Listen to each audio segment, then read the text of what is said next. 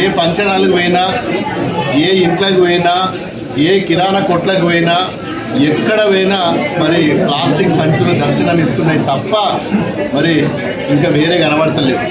గ్రామంలో ఏదన్నా గ్రామం ఎంట్రన్స్లో పోతే మనకు స్వాగతం చెప్పేది ప్లాస్టిక్ కవర్లే. మరి దీన్ని పూర్తిగా నిర్మూలించాల్సిన బాధ్యత ప్రతి పౌరుల మీద ఉంటుంది.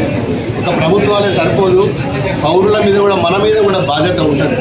ఈరోజు మా దుబ్బాకలు మరి మా మహిళలందరూ కూడా గ్రూపులకు సంబంధించిన మహిళలు మరి వారందరికి మంచి ఆలోచన రావడం, మరి ఫంక్షన్ హాల్స్లో పెళ్లిళ్ళు చేసుకున్నా, పేరంటాలు చేసుకున్నా, మన సొంత ఇంట్లో కూడా ఏదైనా కార్యక్రమం చేసుకుంటే మరి మొదలు తెచ్చేది ప్లాస్టిక్ గ్లాసులు, ప్లాస్టిక్ కప్పులు, ప్లాస్టిక్ ప్లేట్లు.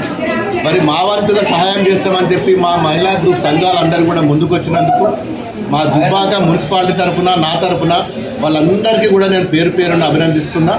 భవిష్యత్తులో మరి ఈ స్టీల్ బ్యాంక్ ఏదైతే పెట్టుకున్నారో, మరి గ్రూపుల ద్వారా పెట్టుకున్న స్టీల్ బ్యాంకు ప్రతి గ్రామంలో కూడా మరి దీన్ని విస్తృతంగా మరి ముందుకు తీసుకెళ్ళాలి. ఇంకా చాలా పెట్టాల్సిన అవసరం ఉన్నది.